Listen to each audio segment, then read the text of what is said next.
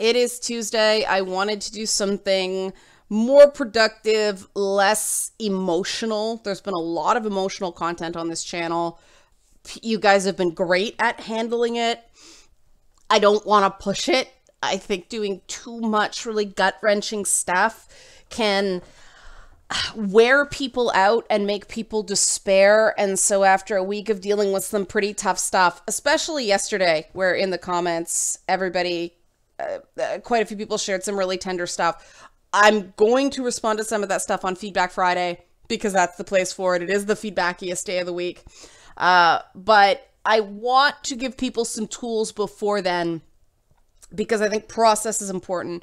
I've been thinking a lot lately about the profound lack of solutions-driven thinking in the gaming community. We keep going back to the well on these same damn problems, and we've been doing so since, heavily since 2012. Certainly before that, these issues of inclusion and who is a gamer and who belongs and whose opinion matters and all that stuff. And I think we don't have a framework to solve these problems, and so we don't solve these problems. We just keep fighting with each other. And so I wanted to do a basic primer on a system that I have found works. It may not work for you, but maybe certain things will work for you, certain things work. If you take one thing away that helps you navigate this stuff better today, I feel like I have done my job.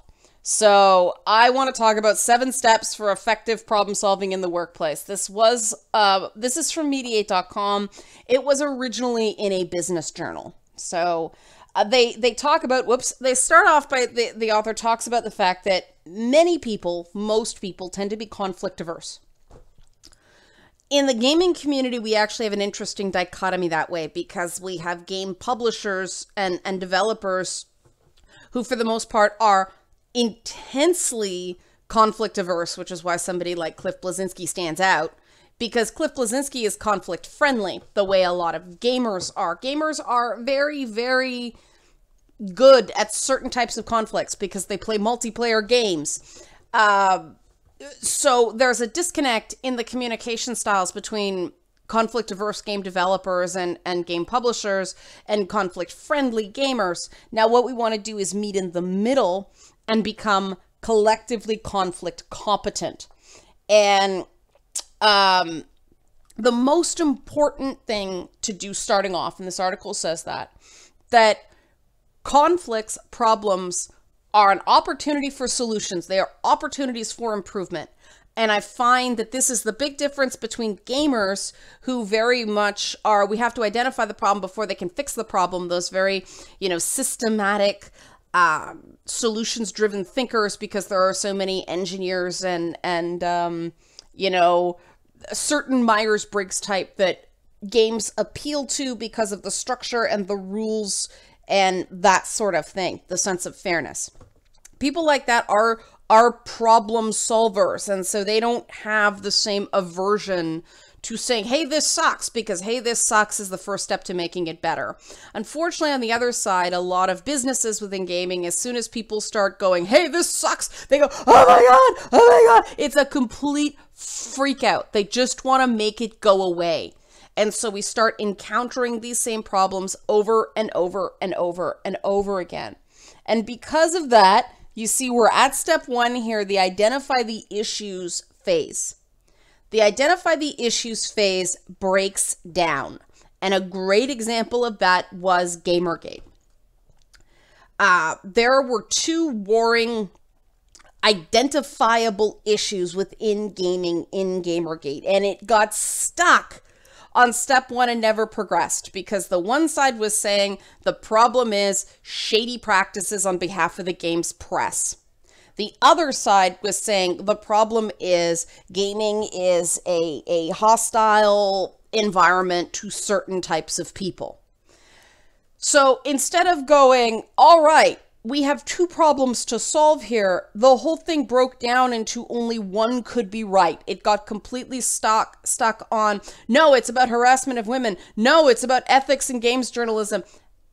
We didn't move beyond there. Instead of going, all right, let's look at this issue of including women in gaming. which, having talked to many participants in Gamergate, they were more than interested in discussing as long as they weren't treated as an inherent enemy.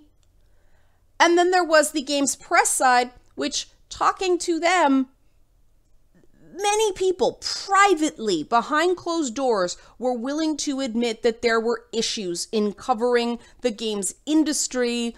The games press I talked to felt like they were being blamed for things that they could not control. They had a very valid point there, that they felt like they were being blamed for a system they were stuck using instead of the people who are actually driving things, which are site owners, game publishers themselves, who cut off access, and you often don't know why.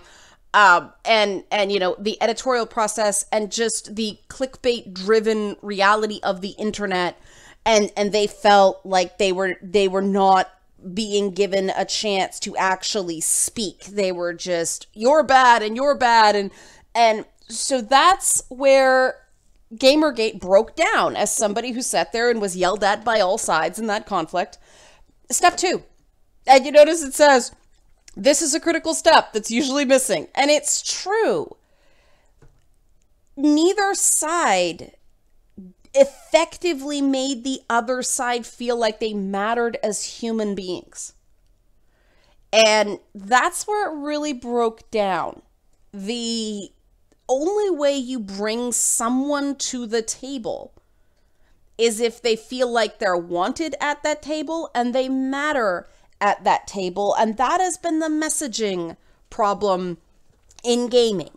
When you start calling your consumer base entitled, whiny, misogynist neckbeards, you violate step 2.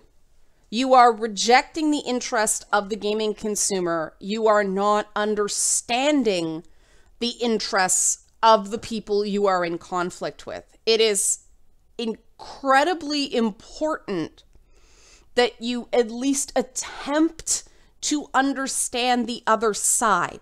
And when people are very conflict averse, they just dismiss it because they can't handle that level of complexity. But it's important to understand everyone's interest because, as you see, people tend to get attached to a particular solution. Call out misogyny, for instance. They get very attached to one particular solution, and it's not necessarily the one that will actually serve our true interests, because you haven't examined and identified your true interests. And you see, active listening is so important, and active listening is what often does not happen on the internet. Unfortunately, in a lot of tech startups, you have managers. This actually happened to somebody I know and care very much about, just as a human being. This guy is a sensitive guy who has a lot of empathy. I find him to actually be a very good active listener, but he was accused by his boss of not understanding the core concept of active listening. And I said, well, that's easy to test. What does active listening mean? And he basically gave me a definition. He used it in his words, and we have very different speaking styles, but active listening is trying to understand the point of view and be able to repeat it back to them. Excellent. Well, you understand active listening. There, we solved the problem. But you'll notice also right at the bottom in italics, and italics means important, separate the naming of interest from the listing of solutions. And people confuse these two things. People jump to, this is what we have to do about it, instead of, these are the individual parts that we need to solve. For instance, we need to address the fact that many groups in gaming feel like they do not belong and are actively rejected from the majority of the gaming community. The other is, we, the core gamer, are tired of being maligned and would like some respect as the people whose dollars built this industry. These are the two interests that must be represented in this particular solution, in this scenario. And once we get that, we recognize that the solution is not to continue to call gamers misogynist neckbeards. Name calling will not solve this problem because it undermines that desire for respect. And that really is to me what I have heard from gamers. The reason that the practices of the games press matter to gamers so much. This is what I kept hearing. You guys have access. We don't. We need to be able to trust you because we don't think you think we matter. Basic respect. You can understand that. Fine. All right. Let's list the possible solutions. And the problem is we don't tend to get to this step because we screw up step 2. We try to jump to the possible solutions. Like I said, call out bad behavior. Doesn't work because we didn't understand all the interests that need to be recognized because we got too attached to a solution.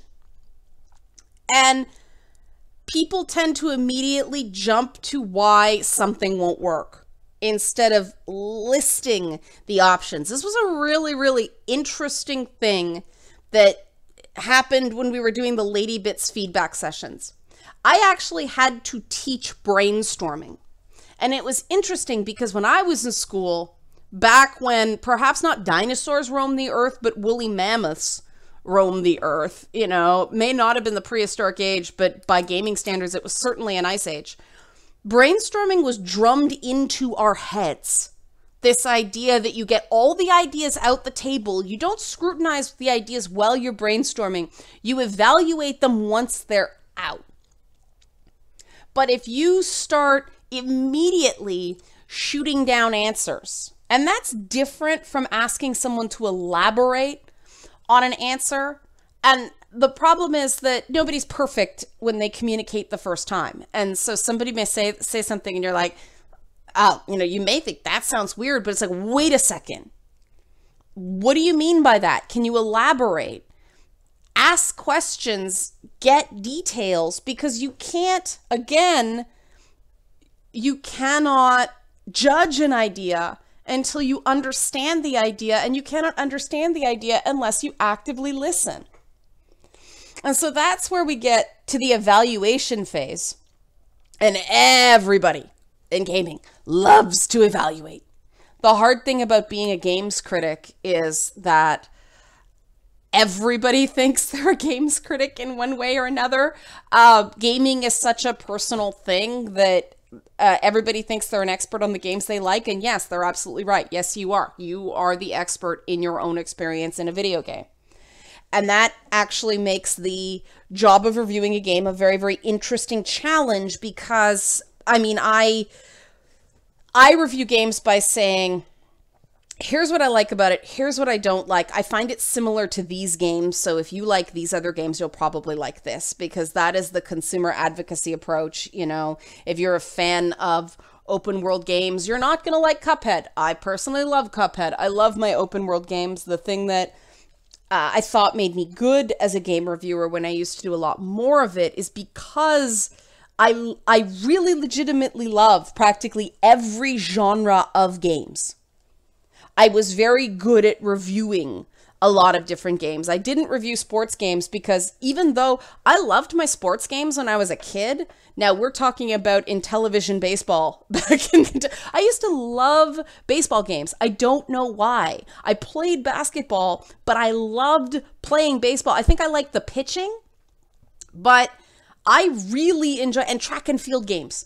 I don't know why, but back in the day, I loved those games, but I fell out of the habit of playing them, and I'm no longer very good. So I would be very poor at evaluating the game because I'm not good at it. And that's what you have to be able to do. You have to be able to go through the ideas and evaluate the minuses. And this is something that people tend to miss. You also have to evaluate what's good about the opinion as well. And this has been the joy of working on Lady Bits, is I get to treat all these different opinions that I've gotten from gamers as valid and try to understand them so that I can represent them in a humorous way in versus mode. I'm really enjoying that challenge. But that's how you bring the positivity into the evaluation process. That if somebody can see that you see some value in their idea, they feel validated. And it is more comfortable for them to say, okay, I think I might like this idea better, because you're not telling them their idea had no merit. It might be a good idea in some ways. There just might be another idea that's a better fit. And it's amazing how much more amiable someone is to a process when they don't feel like you're calling them an idiot. And that at that point, after you've positively and negatively evaluated things, you select an option or options. And this is something I really enjoy doing. I like being able to take a bunch of options and bundle them into a solution. I did that with the core principles for Lady Bits, and it really made a strong collection of core principles. There were a few that were actually, I realized these two ideas have something in common. So that something in common, that cross-section, is what we're really going for here. It works very, very well. And then, this is why I did an episode 0 core, episodes opposite. And a lot of people skip this, and this is very important. Step 6, document the agreements. It's amazing how many people do not summarize what they agree to. And it's partially because the conflict resolution process is often so unpleasant for people, and people are not assertive enough, especially in gaming, to sort of stand up for themselves and hold out for a solution that they can actually buy into. They just want it done. They want it over with. They don't feel heard. They just want to slink back to their dank corner of the world and lick their wounds and get it over with, because they don't feel validated. They feel beat up. And it's because there's just a lot of bad management in a lot of industries right now. But, you know, gaming has its fair share. You can't feel valued when you're exhausted by a crunch. But you have to document it so everybody is on the same page about what you agreed to. This is the purpose of contracts. This is something I say to people I get into contracts with. I love deal memos. Little one-page things. I like deal memos more than contracts because they're short, they're simple, they're not full of legalese, but they're plain English understandings of what we are getting into. And a good deal memo can create a very positive experience. Same way in episode 0 that states the founding principles of the series can create a more positive experience, because you're setting expectations. You're letting people know going forward, this is the sort of project this is what you can expect. And it's a form of marketing in a way, in that you are creating a priming document that then makes the end result more satisfying because it matches expectations. And this is something a lot of game marketing screws up. They market a game that seems amazing, but it's not amazing in the way that the actual game is amazing, and so people end up disappointed. It doesn't mean it's a bad game, but people say this is crap because it didn't match their expectations. Look at all the graphics downgrade controversies.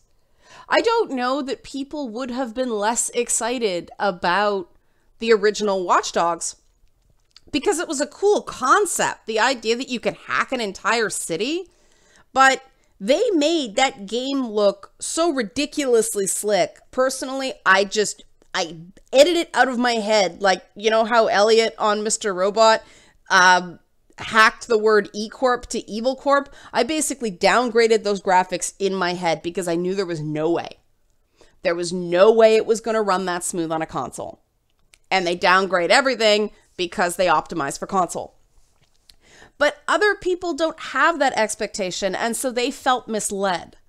And, you know, the game was flawed. They worked the bugs out for Watch Dogs 2. Watch Dogs 2 was a lot more fun. But I really believe strongly that people would have had a better experience with the original Watch Dogs had their expectations of what kind of game it was. It was an ongoing puzzle game in a lot of ways in an open world setting, and I found that very intriguing. But it wasn't sold to the public properly, and I think that negatively impacted the sales of the second one, which is a shame because the second one was just an outright really great game. And that's where you get into step 7. I know this might be a weird segue, but agree on contingencies, monitoring, and evaluation. The reason I said that's a segue is because if you don't monitor, if you don't check back in on, agreement, the sequel, you don't know what the effects of your agreement were. I know that's a bit of a clunky segue. In my mind, it makes sense. It is very important. You guys are gamers. You know what I mean. A game's not fun unless you know how to win. If you don't set and/or switches in your agreement, your program's going to crash. If you don't set a victory condition, people don't know what they're supposed to do with this game we call a contract. You have to basically agree on, okay, if this works, we do this. What if it doesn't? Well, our plan B is this. That kind of troubleshooting in advance, people hate doing it. And my INTJ brain doesn't understand why, because I love advanced troubleshooting like that. But I become the most unpopular person in a room. I am labeled negative because they're like, it's gonna work. What if it doesn't work? You're being negative. You don't believe in me. Traitor. It's like, no, it's not that. I believe in the value of this project and I want to maximize its chances for success. I have also been playing video games since I was 3 years old, and I know that you never give a player just one life unless you're playing a roguelike and failing and starting all over as part of the process. If you're rewarded for failing and starting all over, fine, there's a purpose for that. But usually, back in the day, it was 3 lives. Why? So you get 2 mistakes. And that's what a contingency is. That's why, well, what if it doesn't work? Well, okay, then we do this. And what if that doesn't work? Okay, then we do this. Having a plan B and a plan C exists for a reason. Because 3 lives, mistakes are going to happen. And it's really important to look at core parts of the project and plan ahead for that. Because if you don't, people freak out, because at that point you're in the thick of it. Especially, it's important in different ways near the beginning and near the end of the project. You put in contingencies, you put in if-then things, or and/or switches, because, how do I put this? Because if you're not doing if-then early on, your cock-ups pile up, and by the end, it's a mess. If you plan for contingencies early in the process, if you set little milestones, and everybody rolls their eyes at milestones. Developers hate milestones, but they're great. And I know, I'm a producer. Of course I would think milestones are great, but they're great. But if you miss a milestone early on, if something doesn't work early on, well, then you hit the if-then. What's your if-then condition? Well, if we don't hit this milestone, we need to pick it up. And what's not working? Well, okay, if we don't hit this milestone, then perhaps we need to bring on more people. If we're not where we need to be at this point, then we need to hire more staff. That's one example of something. It isn't just, okay, if it doesn't work, then quit. But monitoring compliance, that sounds so it sounds too much like appliance. I don't like calling it monitoring compliance. I like make sure your team's still happy. Make sure your team's still having fun. And games are only fun. I think of life as one big game. Games are only fun if you know how to win. If you know what to do to win. And that's what contingencies, monitoring, and evaluations have done. And this is what we don't do collectively in gaming. Someone makes a contentious statement. We don't monitor if they're right. For instance, we don't monitor whether dressing characters more modestly actually brings in more female players. Best we can tell, it doesn't. It brings in a certain type of player, but not necessarily more. And when you create if-then contingencies, it becomes fun. all right, we have this challenge. I know what to do now. Yay. It's like entering a combo effectively. It's the Konami code for your project. And these things can become enjoyable processes if you do the legwork at the beginning. You just have to not be afraid of the legwork. And unfortunately, so often, the minute we encounter a problem in gaming, everybody freaks out and runs away and refuses to have that conversation. The block buttons start going crazy. The angry op-eds all start. Instead of a bunch of people sitting down and going, all right, everybody take a breath. Stop with the insults, stop with the name calling, and stop with the assumptions. Let's identify the problem and figure out what everybody's interests are here. And then we'll come up with some solutions. And we'll make an agreement, and then we will monitor that agreement. This can be done, and it can be done on a large scale through things like surveys, through things like write-in things, through things like, hey, gee, a Kickstarter campaign that allows people to be part of the process. That worked brilliantly on LadyBit so far. Anyway, when people feel like their opinion matters, I find they take more time formulating the opinion, and the quality of the opinion goes up because it matters that they come up with something better than you suck. Just me? I hope not. Anyway, hope you found this interesting. If you didn't, well, I'll find another way to present these ideas next time, or I'll refine my ideas. I'm always learning. I learn from you guys as much as you guys have the potential to learn from me. Cool? Cool? Okay, that's the video for today. Thanks for watching. Oh, Patreon. If you like it, then put some bling on it. Right, Patreon. Good. I'm trying to get better. I'm trying to get better at plugging the Patreon. I don't like doing it. I'm shill-averse. I'm trying to get better.